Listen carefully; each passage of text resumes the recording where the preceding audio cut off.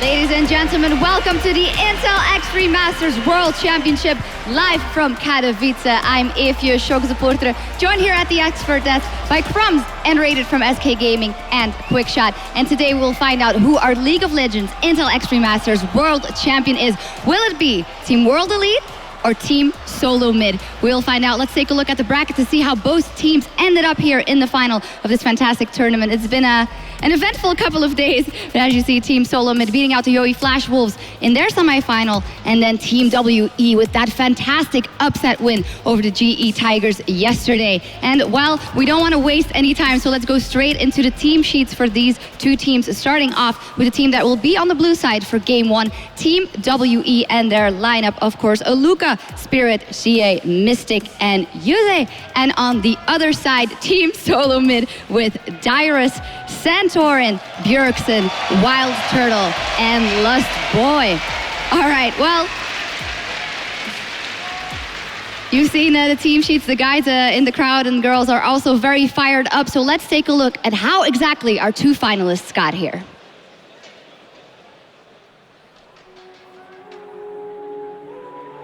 I have been waiting for this moment. It's time to kick it off. No more best of one. It's really hard to predict what's going to happen in the final for Intel Extreme Masters League of Legends because fact is, no one expected World Elite to actually beat GE Tigers in the best of 3.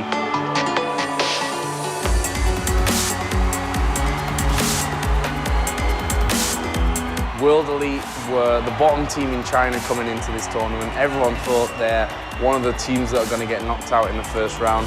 Turns out World Elite really did well overnight and managed to, beat their way through the competition, and then beating the GE Tigers 2-1 after being 1-0 down, I think was a surprise to every single person out there. And it is a bloody battle, and the GE Tigers looks like they'll barely lose it, and that is an ace. Spirit and Shia survived. On TSM's side, I actually think that TSM should be coming into this game as favourites. Even though WE beat the GE Tigers, in the last game that they played, TSM just tore them to pieces. So over a best of 5, maybe things are a little bit different, but either way, it's going to be an absolutely amazing game. America versus China, the Intel Extreme Masters World Championship final. This is a matchup that's going to go down in history.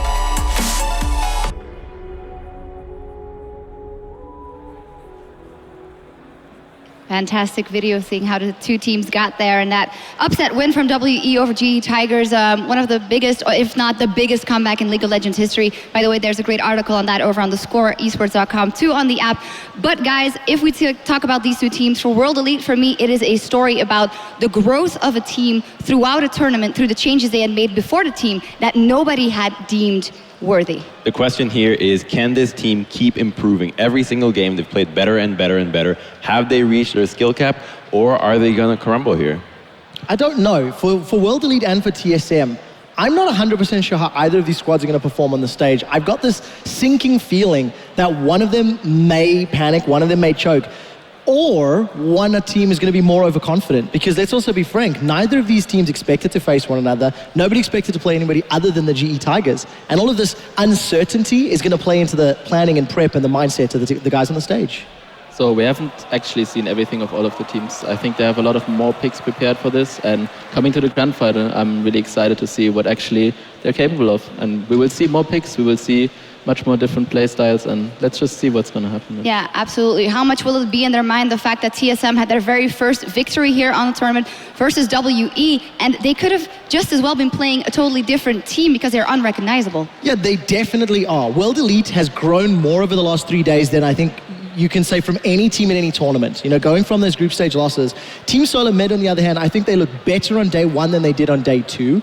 And we just need to see whether or not they can refine that initial preparation, that initial form that they had going into the game against CJ Entus, where TSM looked decisive, they looked aggressive, they looked very, very in control. So it's going to be whether or not they can keep that up here today across a best of 5. Yeah, for Team Solomid, how do you see them? Because obviously it's a team that we've been seen playing so many times. They're number one in the NALCS, but they've not necessarily taken the same steps here, even though they've shown great play. You know, when I look at these two teams, their play styles are so radically different, and the biggest thing has to be in the way that TSM gets their victories. And similar to the GE Tigers, you know, they capitalize off of people's mistakes. And it's a little reactive. While the World Elite wins that we saw were really aggressive, you know, Spirit and his support were really able to roam around the map and generate picks, get objectives, and TSM is going to either have to read World Elite really well and know how to counter them, or just change their play style and be radically aggressive. And Rated, is this what could be the hardest task for TSM, having to be proactive instead of reactive in this scenario? Definitely. I think the proactive part is a really important part of the game. It's going to turn out early and mid. Just early and mid game is going to decide whether it is going to roll or not. So that's what we really have to look out for. Something else I want to keep my eye on is that mid lane matchup between Xia and Bjergsen. Bjergsen has performed, I think, exceptionally this entire tournament, regardless of his matchup or his lane opponent, or even the state of the game. Xia yesterday blew me away. His performances on Not Diana were incredible, and I really want to see whether they want to play that out. It's interesting that he played Diana a lot on day one, though, because a lot of the guys we've been talking to quite like sort of Diana into Zed in terms of itemization, scaling, and knowing Xia is a fond player, knowing Bjergsen's tendency for Zed, I'd love to see that matchup play out. Yeah, another matchup super important in this one is Santorin versus Spirit, because we have touched on Santorin quite a bit in terms of how he could get to lanes rolling and maybe, as said, not being as proactive in some lanes, and Spirit has been doing so much work for WE. One of the key things about Spirit is that he's a guy that's going to go ahead and solo Dragon without any vision. He's just going to go in the pit, try to get the Dragon, and if he can, it's going to get the ball rolling for World Elite. We've seen him do this in the LPL, and you know, Santorin has to step up his vision around the Dragon. Yeah, we will see, but for now, though, we want to get into game as fast as possible, and we want to meet the teams, so take it away, Chobra. Thank you very much, Shocks. And we're here for the Intel Extreme Masters World Championship. After 3 days filled with emotions, it's time for the last two teams. Before we begin, I learned a little something for everyone here. Are you ready? Siema Katowice! It's time for the World Championship Finals of League of Legends. Today's matchup. First up, one of the greatest Cinderella stories in the history of League of Legends, hunting down the undefeated GE Tigers to get to this stage. From China, it's Team WE!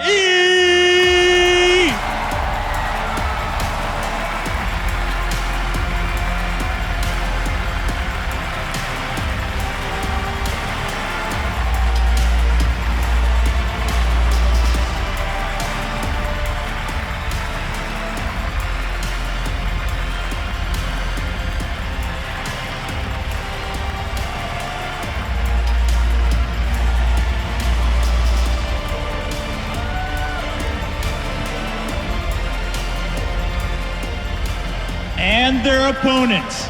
I don't even need my notes for this team. Coming from North America, they're trying to prove to the world that times surely have changed. It's going to be TSM!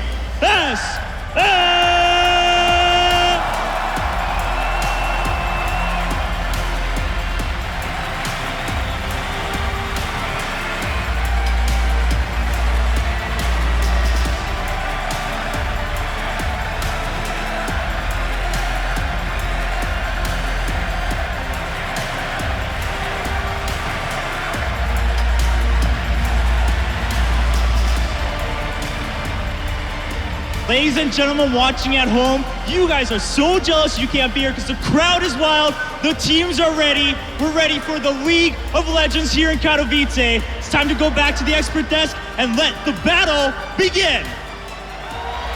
Definitely. Thank you so much, Chobra. No matter how many times I think they've walked on stage here, you cannot underestimate what it does to you to play here. I mean, you've played here, you've played in a lot of big venues. How prepared you are, does this change the way you're feeling going into that match? I think that for me, going into this match, it's just going to be exciting to see what they're going to pull up. for myself, it's just up to the point where I really want to know which team is best. Yep. And I think both teams have something to prove. They come a long way, and I think TSM just wants to prove their region. And overall, I think just TSM is going to do everything they can do in this first match. Yeah, and it's 6v5. You've got to remember that as well. This entire audience is behind TSM. The roar when they entered the stage, the roar from that introduction from Chobra, it is intimidating. It has to be scary if you're on World Elite side. But on the same token, it is a little bit freeing because you know all of the weight is on TSM's shoulders. Yep. And in that, they, of course, have to get their head in the game because Picks and Bans are about to get underway. We were talking about Spirit and Santorin before. Do you think, as WE on the blue side, what is their strategy? Are they going to try and secure a comfortable champion for Spirit straight off the bat and maybe impede TSM in that? I think Spirit has shown that he can play any champion in the meta right now, and even in the LPL, we know he can play odd carry champions such as Kha'Zix and Riven in the current meta, and he has seen success in these champions. So I wouldn't be too surprised if they kind of deprioritize his champion and go for targeting another member of TSM, just because he can play pretty much anything right now and be really good at it too. We see Bjergsen there on stream, of course. He wants to get his hands on that Zed, and the cup is what they want to lift at the end of the day, but they have to win their 3 games here first, and we're going to get into Picks and Bans right away. Yes, so once again, to remind everybody at home, World Elite, rather, Team WE are on the blue side in this best of 5. Straight out the gate, Zed is taken off the table. TSM responding with Rek'Sai. So, Enrated, Lulu taken off the table. As a Lulu player yourself, what do you make of Picks and Bans thus far? I think they just wanted to take the Lulu away from Last Boy, which has shown a really great performance on their championship so far. I think the Rek'Sai ban was directly targeted because well, its jungle just simply doesn't play Nidalee, so they just force another ban through this time. Yeah, Victor taken off the table. Then Maokai away from both Aluka and Dyrus, in fact. Dyrus was talking about the Maokai matchup yesterday. Crumbs, is Sion going to get banned as the last one, or what do you think it'll be? I actually think that World Elite will more than likely not prioritize Sion as a first pick champion, opening up TSM to take it themselves. We know Dyrus is playing this champion in the LPL quite a bit, and he's really good at it too. So it forces World Elite to say, how much do we prioritize this Sion pick compared to a pick for either Spirit or for the Sivir pick? Well, Morgana and Lulu both taken off the table, so the disengaged supports, if they want to go that route, Janna and Nami remaining, both have seen quite a bit of play, actually. The engaged supports not having the most success over the course of the World Championships. First pick, and rated, if you were in World Elite shoes, knowing their team fight style and knowing TSM strengths, where would you be looking? I think we're looking at an AD carry pick most likely. I think they're just going to either secure Corki early or go for a jungle pick. This is something we forgot. First pick Jarvan happens all the time for Spirit. I mean, if you're really good at a champion, you just don't care about anything else. You gotta give it to him, and he has shown that when he team fights on this champion, it shows why he wants the first pick above everything else. Yeah, super safe as well. Crumbs, TSM, give me some predictions. Where are they looking? Nidalee in the jungle, maybe. Santorin's played that a few times. Seeing Rek'Sai, Maokai, do you even prioritize that anymore? I think they don't have to commit to a jungle pick right now because it's already been taken, and the Sivir into the Jarvan is a little bit difficult. It's good if you commit for a really hard engaged composition, but Jarvan has a really easy time ulting Sivir, flashing out, and being a short range AD carry, she just doesn't dish out a lot of damage, so Jarvan can really neutralize the Sivir. And Rachel, what's your take here? 10 seconds left. TSM and, well, WE rather, taking their time. I was about to say the LeBlanc was open, Zed was banned, therefore the LeBlanc pick was pretty obvious there. I wouldn't be surprised here to see the Ahri and just go for the all-in matchup that they took last time against the Tigers, of the Ahri versus LeBlanc, and he's going to need some pressure in the mid lane like we saw yesterday, because even though Cura eventually died in the 1v1 scenario, he did fall behind in CS in the early laning phase, and it was only that gank by Spirit that got him the lead that he needed to snowball the match. So it does seem to be that route taking shape. A lot of mobility on Team WE, and Ahri's most likely going to get locked in. Still got Corki available if they want to run that route. As far as AD carries are concerned, a lot of Corki play at the World Championship. They're running the clock down. I think the Janna is the most likely choice here, since they want to secure the best support for their composition. They have a lot of ADs open. There is no reason to secure that at this point. I think we're looking at probably support plus jungle pick here, so they don't show top lane just yet, because they might actually not know where the Jarvan is going, so that could be flex pick. Yeah, good points. We do know that Spirit has played it consistently in the jungle, though. Last boy hovering on that Annie. Now, Annie Sivir is a really hard engaged composition and can really pick on the Janna in the laning phase just because one Tibbers and she can pretty much get popped instantly. I'd like to see this combo with a Vi, a really hard engaged composition, and the Vi LeBlanc will kill anything in the mid lane, giving you a lot of pressure in that match, which is really what we thought was the key for this matchup. Who's going to be able to out-pressure mid lane? And with the Vi pick, you know, you fall behind early, but you eventually come out ahead at the level 6, and we are going to see the Vi pick. And I'd be a little worried if I was World Elite fighting mid lane now. Question then as well, what do they consider for top lane? And Rated, what's your thoughts here so far? So Maokai is out of the game. I think we might actually see the Sion again. That's what I was about to say. It seems the most obvious choice. I think there's a lot of opportunity they have. I think Lissandra might be actually a good pickup. The Vi Lissandra hard engage comp as a frontline could work for them since they already went for it. That's not going to be it. Yeah, that's a troll for the time being. So team composition, rounded out, you have 4 Team WE. Very safe AD carry with Ezreal there for Mystic. Sion top, Jarvan, a little bit of everything. They've got some team fight, they've got engage, disengage in some ways. It's the exact same style that we saw them play against the GE Tigers. So if it's not broke, don't fix it, and they're going with that. And I agree with Unrated here. The Lissandra pick really able to lock down the 2-threat composition from World Elite, which is something that's really important to note, that with all the lockdown that TSM has, even more lockdown will mitigate all the damage from World Elite essentially. And unless you see a early QSS and Crucible from the Janna, they're going to have a really hard time dishing out enough damage to kill TSM. Well, on the side of Team WE, this was the exact team composition that they beat GE Tigers that first time yesterday in the series in the best of 3. Rumble was banned out consistently against Team Solo Mid throughout the playoffs. It's not Lissandra, but it is Rumble. There's a lot of damage from TSM. They want to go in and they want to go hard. Especially since they have so much engaged, Rumble is a really decent follow-up. I think they just wanted to have a safe champ for Dyrus in this first match, to have a lot of confidence going into the match. So I think Dyrus was just falling back to his safe pick Rumble. Since it was banned so much, I think he feels really confident playing this champ. So therefore we will see him playing it with a really good hard engage comp. These are some really different drafts, and it only tells you that it's going to be an incredibly action-packed game just because of how much damage they dish out, to be honest. Yeah, and the players have chosen their champions. We'll be back and on the Rift with the first game of our grand final between WE and TSM right after this.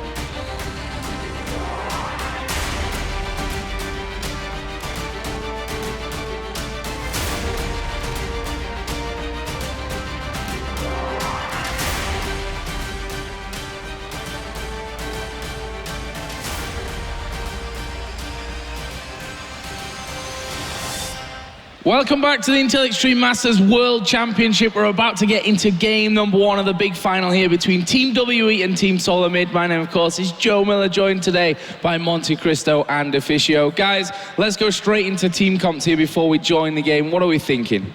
I think Devicio and I really agree here. TSM has to have a successful mid-game with all of these heavy engaged champions. If they don't, WE is going to more than likely vastly outscale them. This Sion with the composition that TSM is running is really going to be unkillable. Sivir's such a short-range champion that the CC will be there, and if he builds MR, Bjergsen and Dyrus are going to have a hard time. And I really worry for Dyrus here with this Rumble. I almost feel like it was a forced pick for him in that top lane. There's so much mobility on the side of World Elite. It's going to be nearly impossible for Dyrus to get a proper ulti. It's going to be basically just a zone away once the Sion and the Jarvan jumps in. And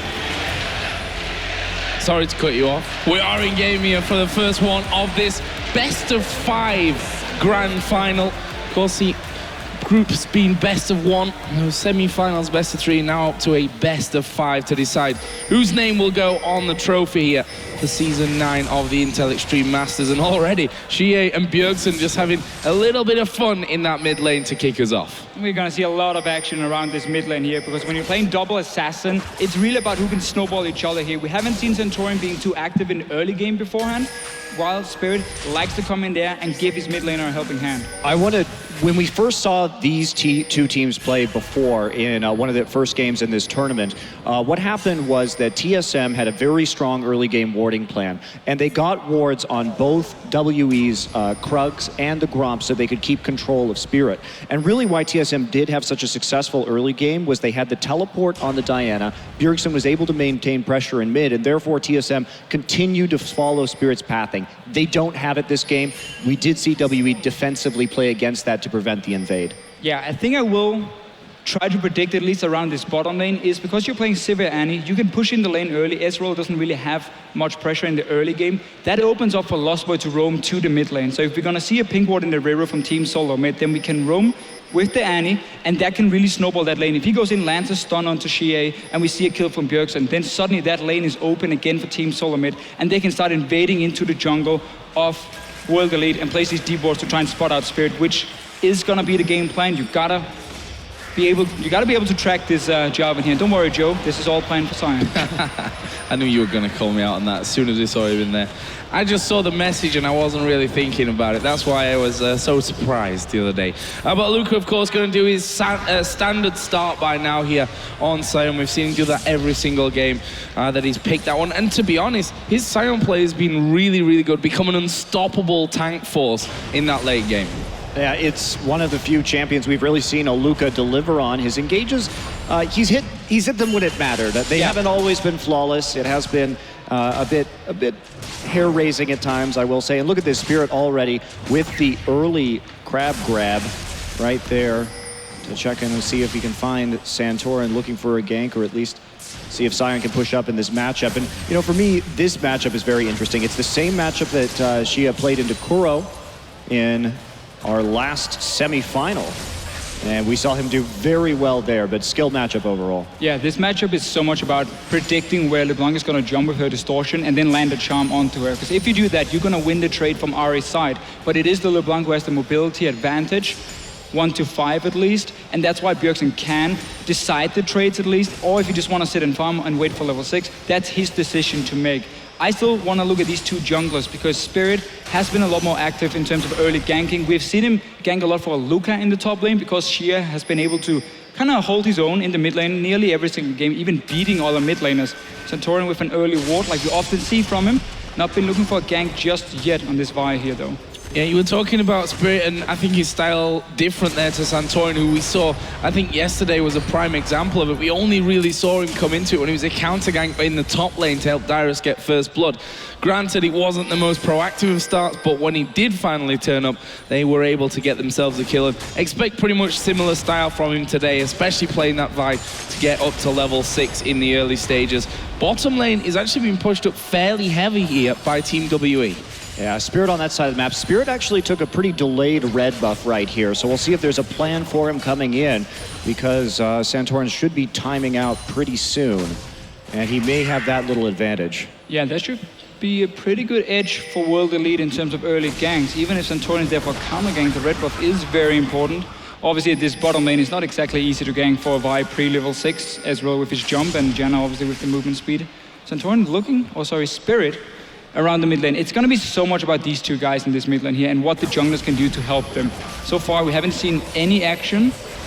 Just fairly standard farming. Wild Turtle falling slightly behind down here in the bottom lane. I'm not sure if they lost the race for level 2, but that's often why we see them fall behind early on. So that must have been it, because what happened was they tried an invade, and yet WE still got the small Krug right there and immediately came back to lane, and that's a double knockup right there, but not too bad. Turtle taking a few pokes, but there's a big advantage, actually, potion advantage already on for Mystic in the bottom lane with that CS edge. It really is a problem. If you don't notice them take this camp at level 1 or at least one of the small golems, you don't notice the XP difference, and then you start pushing the lane early on because you're fighting for that level 2, and once you realize they're going to get it before you and you're stuck in the middle of the lane, then you take a lot of damage.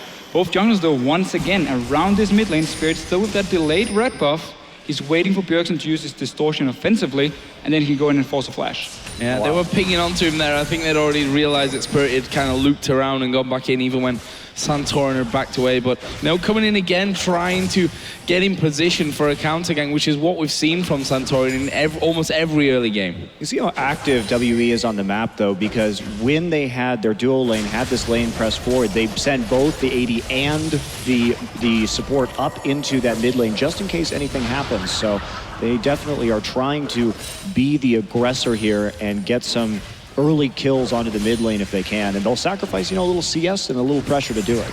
It's really been a standard comp here for World Elite and a standard level 1 or early game, we can say, because they really like to play these compositions where they have an assassin that can kill people one-on-one, you have a massive tank in the top lane with a teleport, and that enables you to do a 1-3-1 split push once you get out of the laning phase, where your goal is basically to pressure every single lane at once and use Xia on this Ahri here to try and outplay Bjergsen honestly and kill him in these side lanes. If you manage to do it, suddenly you have a numbers advantage in multiple lanes where you can push them up, you can get a tower, you can get a dragon, and that's really how you open up 4 objectives. And I think it's really smart when you're a fairly new team who relies so much on your individual skill, because the communication needed is more just like, I'm backing, everyone else backs away, take it easy, because obviously when you do 1-3-1, you all gotta be on the same page and push the lanes at once.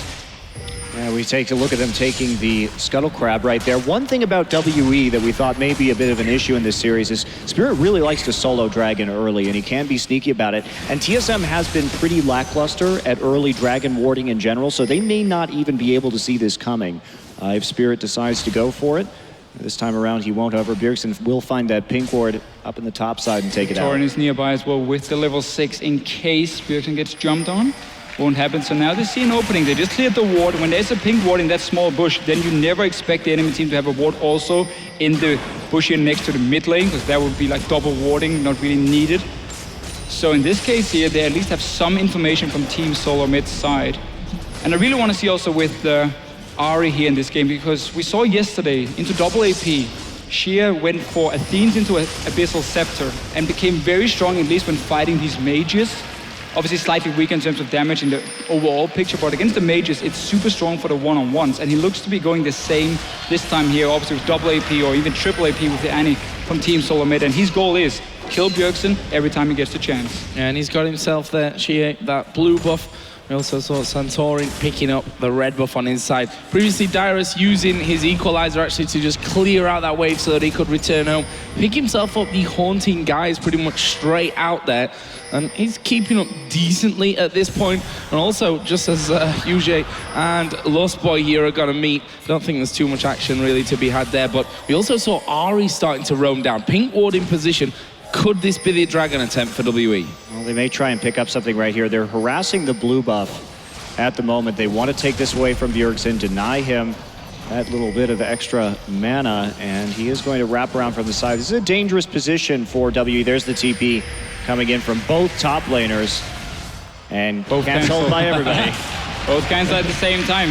Defensive ones coming in, not a whole lot they could do with them, and everyone back away, but they're still staying around the blue buff itself. They really want to deny it and give that edge to the Ahri in the lane matchup. Yeah, they're going to be hard pressed. There's the Trishul Rush, takes it! He gets And that is, okay, let's talk about this now, because Mystic's build, if we take a look at it, he's going a very unusual path for a laning Ezreal, which is that Muramana first, or Manamune rather. And so this is very greedy, but he's winning this lane so hard that he does have some wiggle room. He's so far ahead in CS. Now he's got the blue buff to stack it up even faster, and that means he's going to hit a big power spike that WE needs sooner. And you can simply see how they planned this invade on the blue buff, also by getting that pickaxe. So you want as much damage, but no bot lane. Yeah, UJ completely caught out there. They went for the Tibbers first. It was followed up then by Santorin with the Assault and Battery. They knew that Pink Ward was down by Dragon, and they've got the numbers advantage there. This is going to be possibly, I'm not 100% sure if I'm correct, it just feels like this is TSM's first time that they're actually getting a first Dragon in a game. And they really haven't excelled at this, but by choosing that bottom lane gank, they also turn things around for Wild Turtle. So very important, because he is going to get that first blood money after falling behind pretty far in this matchup. Only one summoner blown here from Lost Boys, so once Santorin gets ulti again, he can look for another gank. There's not a whole lot you can do in that bottom lane. When a Sivir pops her ulti and a Vi jumps towards you, you will end up dead. And that's exactly what happened for Team, for World Elite here. Yeah, very difficult to escape, especially when pushed so far. Bjergsen going at it. Oh, here comes Spirit though. This could be dangerous for Bjergsen. Can they get on top of him? There's a Cataclysm. Bjergsen super low, and they'll finish him up. Xie picking that one up. Bjergsen should not take this trade here. He knows his own jungler has just blown his ulti, which is so important in these fights around the mid lane. And also Santorin wasn't even near. He was doing the Wolves camp at first, and then Bjergsen jumps in for no reason, gets caught out, and this is so important here. Early kill onto the Ahri, mid lane tower going down as well. This is exactly what World Elite wanted. This is absolutely huge for them. Again, they do have that scaling edge, so getting the early towers is just going to accelerate their growth into the late game. And this is also going to make it so hard for Santorin to look for the next gank, because once you kill that mid tower, you really open up the enemy jungle. You now have multiple ways of getting into the jungle and also get out in case you do get in a bad situation. Look now for Spirit and Xie to really move in there, place a few D-wards, spot when Santorin is doing some camps, and then suddenly you won't be able to get a gank like we saw before. Oh, Dyrus here might be in a little bit of trouble. I think he should be able to walk away from this one, even as a flash if needed. Spirit walking up there, no Cataclysm available, but he's going to be forced to use it. I didn't think it would go that far, but it certainly did. And Dyrus now turning things around, and that is a lot of damage onto Spirit. Yeah, still Summoner blown. However, for Dyrus and the ultimate down as well, so he won't be so much of a threat. This is a sneaky little gank coming in. Nice trap. Oh, Lost Boy from the side. That's a good Howling Gale. Wild Turtle not able to get in. Santorin a little bit too far away. However, Flash was used there by UJ. Yeah, but even so, he didn't use it in the last fight when he was locked down, so he actually had a method of escape this time. But that will set him up for another gank from Santorin if they really want to press this one down. They still are behind in terms of CS. And a little bit of damage control here from Mystic, going for that Sheen as his next item instead of completing. So Tyr going to take a little bit longer to get fully stacked. I like the way he's building though, the way he's trying to react to what's going on in the game. When World Elite wants to make a play, then he goes back and looks at the amount of gold and says, okay, how can I do the most damage at this point? Okay, I need this pickaxe, even though I can't complete the Manamune just yet. And then I can start, joining in for a potential fight around the enemy blue buff.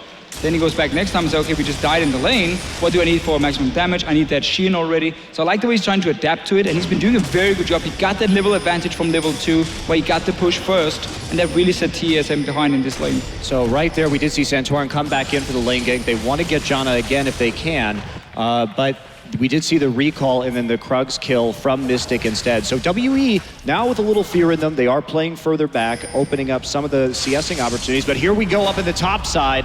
Oh, Dyrus going to be caught in Cataclysm, and that last time they came around, they didn't have that flash, or Dyrus was forced to use a flash. There's the True Shot Barrage coming through. And that bottom lane, Mystic got incredibly low. I liked how they funneled that kill there as well in that top side onto Xie. Yeah, again, it's about this mid lane here, and that's why World Elite can take this trade. Top lane tower will take a lot of damage as well, but simply what Team Solarmate is trying to do here is using Sivir, who's extremely strong at fast pushing, to get an early tower, and now you can swap her around. You can swap it to the top lane, start fast pushing that one while the dragon is not alive anyway, and that's how you can try and create a global goal advantage, because Ezreal is not able to hold his own in a one-on-one, at least not stop the wave from just pushing in over and over. Problem is, World Elite are putting their focus on the other side of the map, around the top lane. Dyrus being shut down now. We saw the kill in the mid lane on Bjergsen as well. And that is more important for World Elite, because when Mystic played Israel yesterday, he fell behind the lane, he lost his tower, but it didn't matter because his job in team fights was simply to act as a janitor and just clean up. And just talking about Spirit's jungling this game, he has had such good control over the Rift Scuttlers, just constantly making sure that they go over to WE side as his lanes are pushed up. That has been most of his focus throughout this early game. Much more about that vision, also repeatedly smiting the Raptor buff. We've seen him constantly clearing wards with that ability, and they may try and contest this blue as it's up right now. A lot of people that will be seen by TSM's ward in the river. And we do see Wild Turtle in the top lane here, one-on-one against the Lucas. So he is swapping from the bottom lane. That's why they put all the pressure on that tower. We'll try and trade potentially this one for the next dragon. Obviously no teleport on your AD carry. But this should also mean a blue buff will go to World Elite when there's this teleport threat. Yeah, look at that wave control too, shoving all the way up, making sure it's as safe as possible before they go after it. And Lustboy coming up, a little scrapping up in the top lane between Turtle and Aluka. Wow, spell shield used there. Stop Aluka getting that stun out, but we'll see here if that turret does in fact go down. Santorin's actually decided to leave them move more towards that middle side of the map. 30 seconds until the dragon comes up. We can see, if you look at the minimap, that both Jarvan and Ahri are moving down the bottom. This could be really bad news for Dyrus. Will he stick around? No, he won't. Safer play. Okay, smart play by Dyrus here. You saw 3 guys from Team Solar Mid on the top side. So obviously with the dragon spawning and the bot lane already being pressured from World Elite, that's an easy tower they trade. They're going to get that dragon as well for themselves. And we're going to have to see if World Elite, Team Solar Mid wants to push the mid lane after. Yeah, with Santorin walking up into that top side, they don't have a lot of pressure on this dragon right at the spawn. So WE is actually going to take 2 objectives and trade for 1. But Team Solar Mid, they want the mid lane instead here. They're expecting World Elite to go down and take the dragon. You can push in here. Let's see if they want to go for any setup. I mean, Santorin is going to be way too late. Just push in that mid lane here, get a bit of damage on the tower, and escape outside towards your own jungler on the top side. Big collapse. Dyrus is in there. Here's the charge right through. Will he connect onto anyone? He won't, but Spirit moving forward as well. Wild Turtle using his ultimate very defensively, but Lustboy goes back in there. I'm not sure that was the best move for him. Mystic will shut down one. Turtle will make it 1 apiece, and I think that's all she wrote for this fight, 1 each. They have to back off right there. The fact that the Sion ult, that was mostly just to get them off the tower, and it was a bit of a bonus after they stuck around. Xia is very, very strong right now. He's going to be immune to a lot of the magic damage put out due to the fact that he's building Chalice into Abyssal right now, and so very risky engage for TSM to take. I think they were getting a bit greedy. Rush should have committed to the mid lane push sooner. Exactly. It just seemed like they wanted to do 2 things. One guy was saying we can maybe stop the dragon, so 2 of them were moving down towards that one while the rest was staying in the mid lane, and just didn't manage to push it in time. But 17 minutes in, 2 items now completed on an Ahri. So much magic resistance. This will basically nullify the early magic penetration for Dyrus as well, because once you get up to a certain amount of magic resist, removing 15 is not really going to do a whole lot. That's why you're going to need that Void Staff coming in later on for both Bjergsen and Dyrus, if they want to do any damage to Xia at least. Yeah, this is looking pretty good so far for WE. They have held their own. They've made sure that they've gotten some objectives as well with this more late game focused team composition. Dyrus has gone for the Liandry's just to burn down some of Aluka's HP, but it's going to be hard. The Banshee's Veil completed right now for Bjergsen or Dyrus to do any damage. I'm really expecting Bjergsen to go Void Staff second item. It's a thing he likes to do on LeBlanc anyway, to reach an earlier spike and a bit cheaper one instead of waiting for that death cap, which obviously costs a lot of gold and also requires you, when you back, to have at least 1600 gold for that large rod, which we don't see too often if there's a lot of action. So Void Staff should be coming in second for him, for his MR, even Spirit getting some for himself. And we normally see the support from World Elite also go for the Locket on their side. It's a fun little thing because Spirit is one of the big carries on this team. So he's building pure tank. He doesn't build any items that really help the team except for that Sightstone. So the Locket always goes to the support no matter what they play.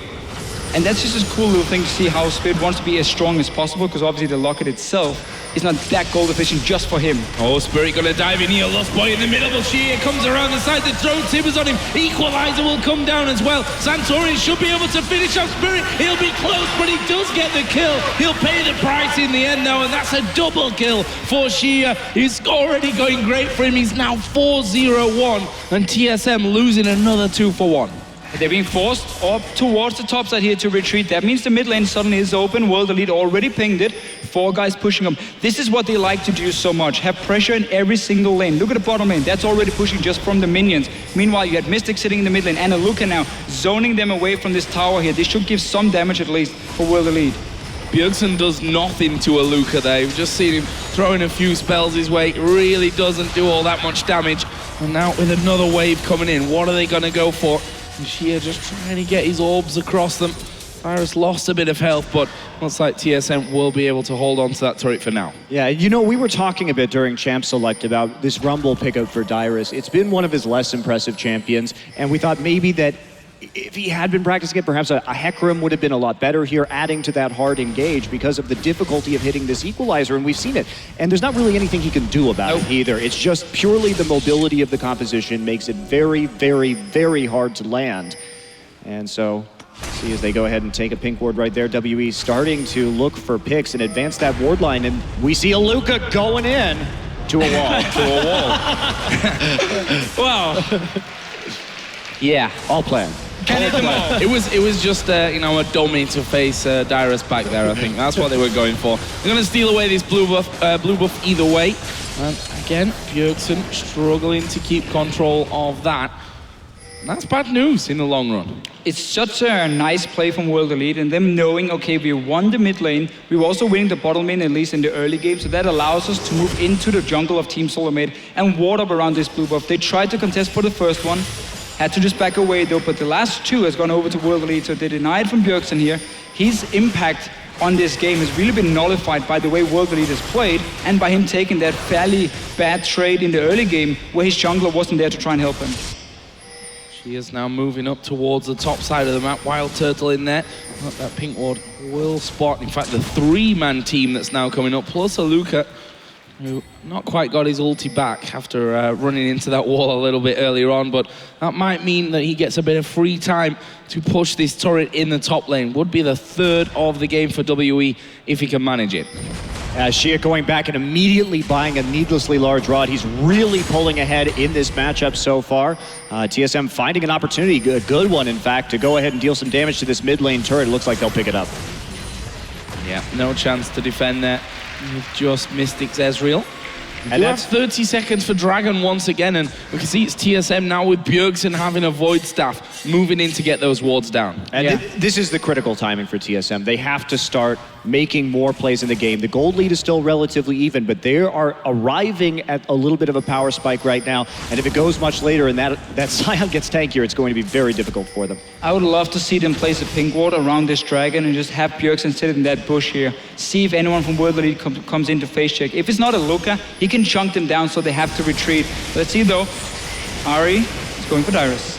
Missed the charm, so no kill on there. Dyrus does make it out, but he has been chunked already. He has teleport though. This is big for the fight. No ulti from the Ahri is very, very important here in this mid game.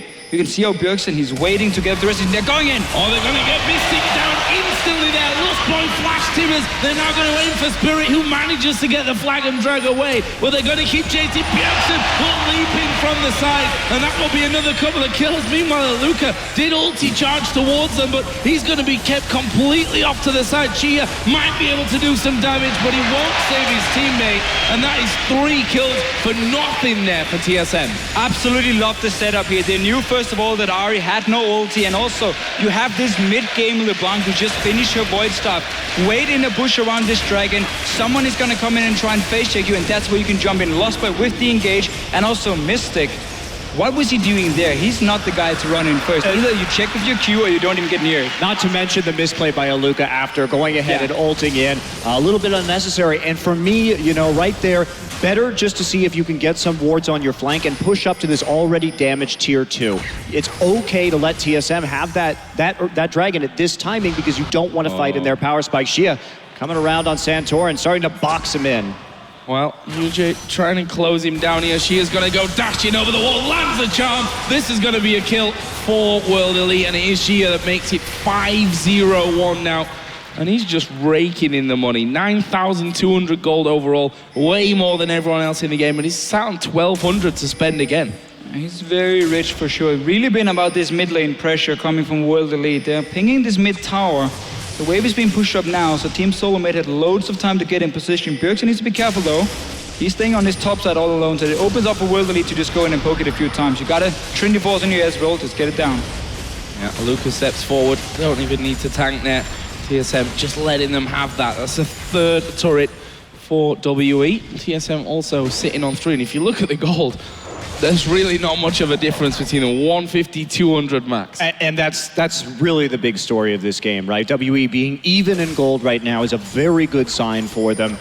They've actually managed to, I think, weather most of the storm right now. TSM needs to find some more picks. They've got to play that vision game. And right now, the warding is so deep for WE within their own jungle. They can read almost any movement. But we can see how Team Solarmate are trying to do it. They have 4 sweepers and no sightstone on the jungler, so they have a very low amount of green wards they can place on the map at the time. Instead, they're trying to deny vision to really get this bush here where you can set up your LeBlanc, your Annie, and wait for World Elite to face check you. But I'm not sure they're going to make the same mistake again, because that was a big one they made earlier where Team Solarmate got a few kills and a dragon. Well, they're not going to even be able to get close to taking out these wards, at least on the other side of the map right there. On the lower side, let's see what WE decides to do, taking some movement in to control this Baron area. And we've seen WE is actually very willing to just go ahead and poke into an early Baron, see if they can take it and back out. They really like testing the waters in that way. Yeah, they're going to need some wards behind the Baron pit before they can do it, because Team Solarmate does have a combo that can really engage onto you with Sivir and Vi. Dyrus actually down in the bottom lane here, does have TP available to him, but looks like Aluka will just finish off the 4th turret of the game here for WE. So all the outer ring is now down, and of course that inner turret in the middle lane from a little bit earlier on. And now TSM just started to push back out, wanting to get some more wards down, making sure that they don't get pushed too far out from this Baron. As you mentioned, WE have shown that they're not scared to make that quick call to go in there and sneak one away, especially since Shie has another 1,000 gold to spend after he went back and spent his last 1,200. So we'll see what he comes back in with. We are going to finally see a blue buff going over to Bjergsen. I think there was 2 in a row before that that were taken away. He'll be happy to finally get that back in his hands. And I quite like what World Elite did beforehand, or just before. Instead of splitting up in all 3 lanes and trying to like ward 2 jungles at once, which is very tricky against 4 sweepers, and again, you don't want to face check this LeBlanc here and being caught out. They focus just on 2 lanes, mid lane and top lane around the Baron, because if you invest a lot of wards into just one jungle, it's a lot easier for you to defend these wards as well, and therefore you avoid this pick potential from Team Solarmate where you have to go in and face check. So I really like how to play that one. Now, because Dragon is going to come up in a few minutes, we might see them just put the focus on the bottom side instead and do the same thing. Push 2 lanes at once around this blue buff here, be able to defend your wards so Bjergsen has no chance of getting a pick on you where you have to blindly face check him, and that's a good way of simply avoiding TSM coming back in the game. Yeah, Luka has been slowly pushing this lane forward in the bottom side. And again, WE looking so impressive as a unit in terms of contesting actively every objective and not letting up on the pressure. And look at this, it's so far in advance of the Dragon. They're still trying to make moves on the map, shoving those waves slowly. And if we look at it, a little hard to tell, but it does look like there's a slow wave developing in... It's a 4 versus 4 up there with a melee minion. Oh, sorry, 5. It's going to push for Team Solarmate. Yep. Just checked on my screen over here. So that's going to be slowly pushing down, which means World Elite has to send someone up and just clear at least the caster minions if he wants to start a slow push for himself. But Dragon is spawning soon. We already got the deep wards from World Elite, so they shouldn't be able to face check or shouldn't get in that situation instead. They might be trying to bait that Baron because there's no vision from Team Solarmate, and they want him to run in from the mid lane here and face check them. What can they do? Bjergsen probably out of the question to catch, but here comes Aluka powering up. Can he land? He does land, but against the wall, but not quite close enough to make any impact. There's a true shot barrage coming out fairly early from Mystic, and a nice little attempt there to get in for WE, but now it's TSM that are actually pushing back up into this middle lane. Will one of them commit to starting off this fight. Lustboy at the front, he's got Flash, he's got Tibbers, he's just actually used the stun there onto Aluka, so they will back away for now. And now it's WE that have that hold on the mid lane. It's so hard for Team Solomid to get the right engage out in the open when World Elite can see them against this high mobility composition. And they're going in! Oh, Spirit will dive to the back. Lustboy actually incredibly low. Santorin as well. Meanwhile, Turtle getting chopped up. He's at half HP, and Shie is going to get right on top of him to finish off the second kill of that fight. Santorin somehow escaped off to the side, but a little bit wishy-washy there from TSM, caught out of position. And they were just waiting actually for the Sion ult to come back up, which was going to be right about the time this Dragon went live. But you can't engage on a Sion in a choke point like that who's charging up his stun. And then we saw Santorin come in, use his ultimate onto Spirit, definitely not the target you want to go for, and W is able to turn that fight, engage with the Cataclysm and clean it up very easily. A very dangerous flash or dash forward from Xia though, that could have gone really wrong. He likes to play these very aggressive team fights. We've seen it also, we saw it yesterday how he was diving in for the backline. It's one of the reasons he builds this very tanky Ahri build as well. And he's obviously going to be able to go back and get a death cap now. This guy, he is extremely fed. He can one-shot nearly everyone. Yeah, death cap finish off and another blasting one. Meanwhile, TSM did pick up a Dragon, so consolation prize we can maybe call that for TSM. Well, they are 4,000 or 3,500 gold behind. WE starting to push out of base again. But again, this is the last fight here. It's all credit to World Elite and the deep wards they play so far in advance, because it means Team Solomid has to engage out in the open. And then again, it's so easy to see them. It's so easy to jump away if you're on Ahri, if you're on Ezreal. And then suddenly Team Solomid needs to engage on the big front line, which obviously is never going to work for you. So these deep wards here, and obviously also because Team Solomid is simply not able to clear them, there's only one upgraded sweeping lens on their side here, and obviously no sidestone from Santorin. So they simply don't have the same amount of wards to play with. And that cost them so much on the map. And what we've seen here that actually surprises me from watching WE play in the LPL is some of the players that have stayed on the roster, including Spirit and Yitza, because these guys didn't really have great synergy as a support and jungler in terms of getting these deep wards in. In fact, the warding, I think, has been exceptional the deeper we go into this tournament from WE and as they start to figure things out. And you have to wonder how much of that is actually Mystic compared to STYZ, where they're able to hold their own better in the laning phase, therefore get more pressure and free Yitza up, because we just haven't seen the same level of warding in the old version of WE at all. Wow, Spirit going full on here in towards Dyrus, but Dyrus will use a flash there. It was actually kept in quite timely. He decided to flash once that charm from Shie came his direction, and TSM here looking to set something up inside of their own jungle, but WE with that low jungler gonna send him back home to heal up and scan out a little bit. But that's the funny thing, you can use all the scans in the world, but TSM just don't really have any wards that far out. No, it's gonna be tough here for Team Solomid, and also just forcing the flash on Dyrus is very important, because he's the guy who can't really follow when they dive the back line. He can only put down his ulti, and then Rumble is gonna like walk his way in to follow up a LeBlanc or a Vi who's obviously dashing forward. So having no flash as well simply means that Dyrus won't really have a whole lot he can do in the next few fights. And that just makes it even safer for the backline of World Elite, who's honestly not been challenged at all in the fights. They've always been able to pick out the targets they want, and all the damage has gone on Aluka, on Spirit, the two tanks. Spirit in prime position here. If only he had his Cataclysm available, but Aluka does have his ulti. They're going for Turtle. He'll go incredibly low. They're going to get him as well. Mystic will get that one. The second man falls, and now Dyrus will be the target. Aluka's up in the main base, but Dyrus does go down. That's a double for Mystic now. The rest of the team try and back away. Bjergsen will mop up a kill in favor of TSM, but they've got 3 men down, and they're going to lose the first in him. Santorin not even using the Assault and Battery over the course of that fight, and Turtle getting caught really far up in the front line. What I love, though, is Aluka playing very aggressively on that wave. He knows how tanky it is, and this is the problem with this WE comp in the late game. If the wave comes in, he can simply walk right past the turret, tank all that damage, and make sure the turret goes down. And you have to respect that Sion, because he can engage on you so fast between those turrets, and the cleanup just came in right afterwards. We have all these champions, Jarvan, Ahri, Ezreal, who can close the gap between themselves and that Sion nearly instantly. So there is a lot of threat coming in, and you have to play further back than usual and respect the Sion.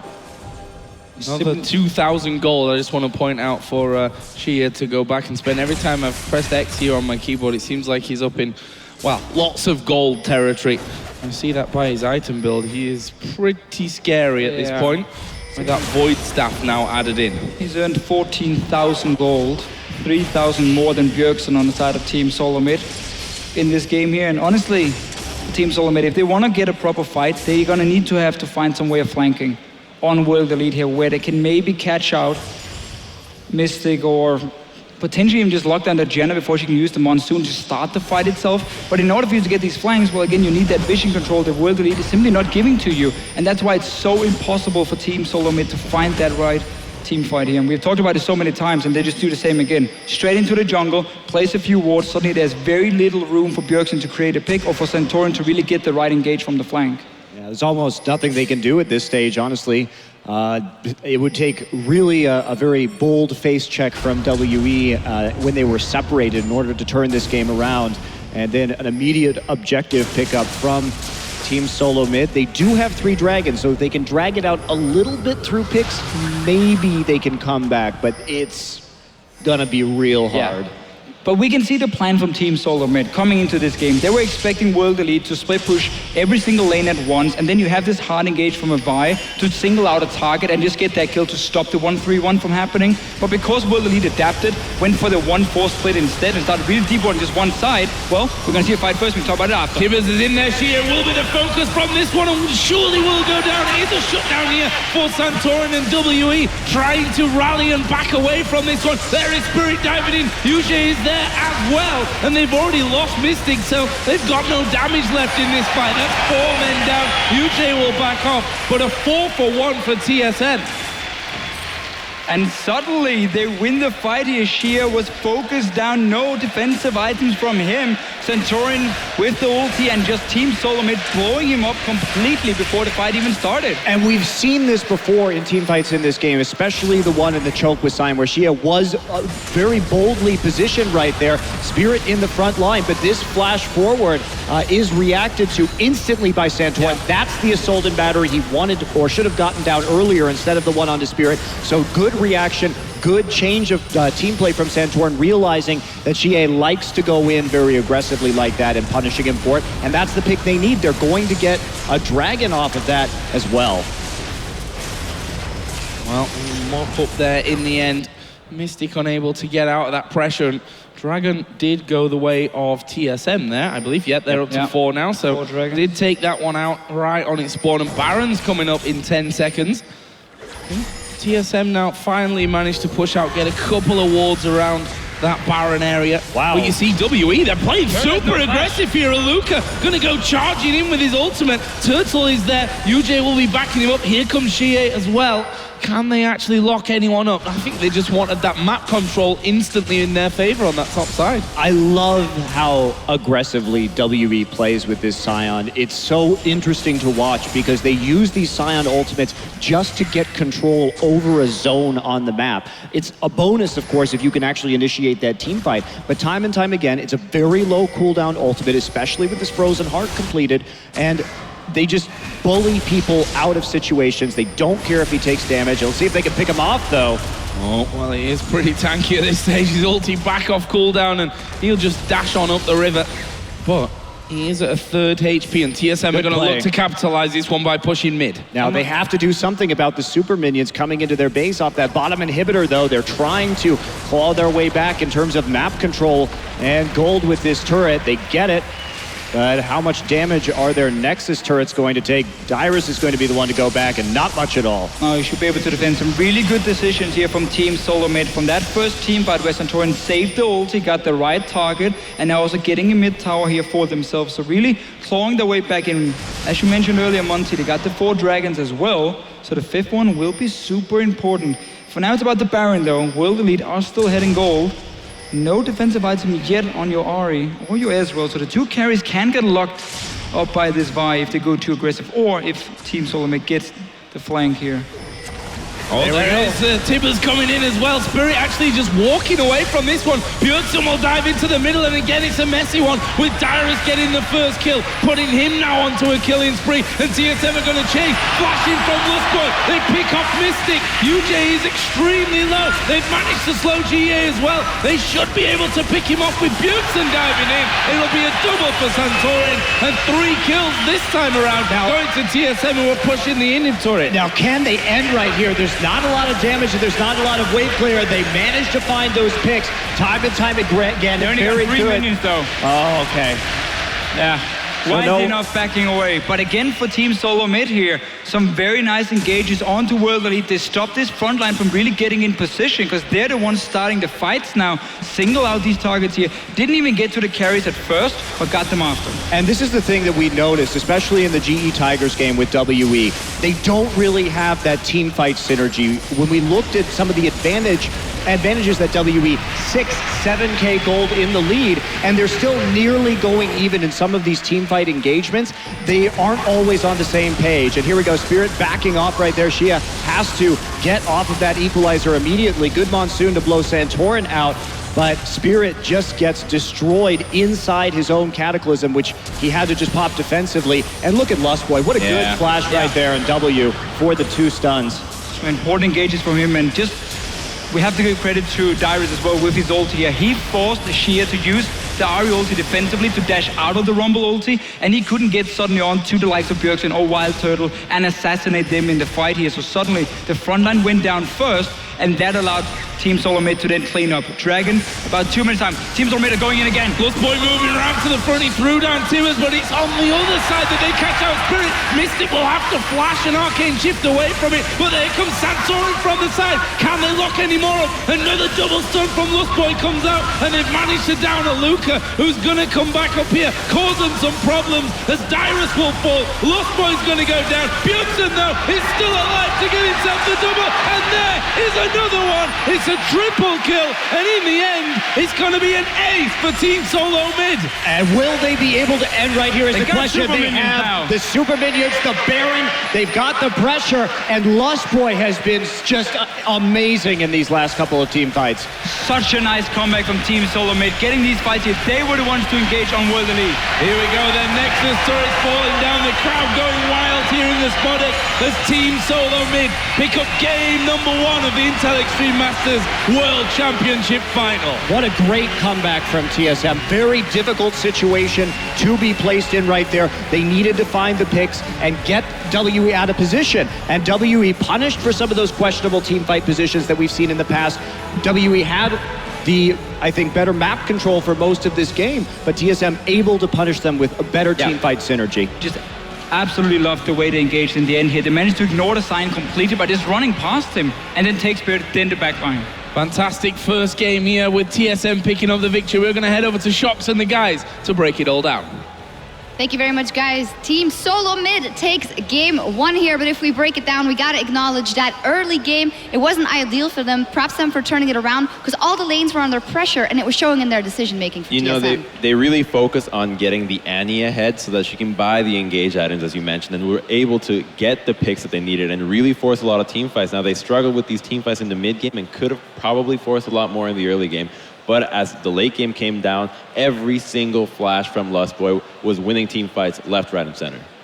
Yeah, I really like the decision-making from TSM in the later game. They got themselves back into the matchup by chilling in the bush, sort of baiting Team WE into a fight, and then punishing them for being over-aggressive.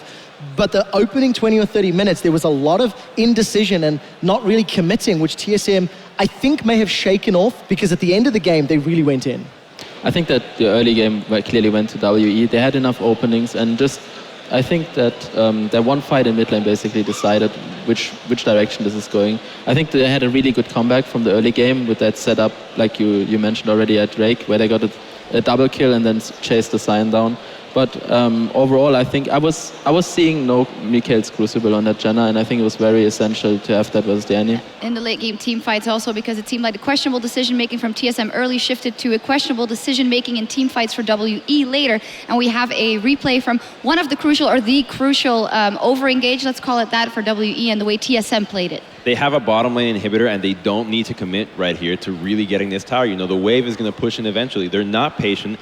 And now eventually Annie's going to go with a full rotation of stuns, and Ahri is going to get stunned by the Annie. And then now with the lockdown of Vi, this is the problem when you run a double threat composition and one of your threats gets taken out in the beginning of the fight. You no longer have any damage, and TSM has pretty much 5 threats on their team. You need to kill all of them. And once this fight has happened, all the CC in the world won't matter, and TSM makes a comeback with this. Yeah, and final thoughts about this game. For me, as for Team Solomid, it must be very hopeful to know that even if they're not dominating in any of the lanes early, they can pull this off under pressure, Trevor. Yeah, I think as a team, they really showed their ability to play from behind, their ability to adapt to their opponents in the game. Initially, with the team comp, you felt TSM was going to be engaging. They didn't really do that. They didn't actually play to what champions they picked themselves into. But then once they actually found some opportunities in the later game and they did hit those item break points, then they started making use of it. TSM played around their flashes, I feel, far too much. And we'll need to see them adapt for that in the second game of the series. Yeah, I think we might even go to 5 here because WE was looking good as well until up there at the end. And by the way, guys, if this goes to 5 games, we are all staying here until we see a team lift that trophy. So we'll be back after the break with Game 2.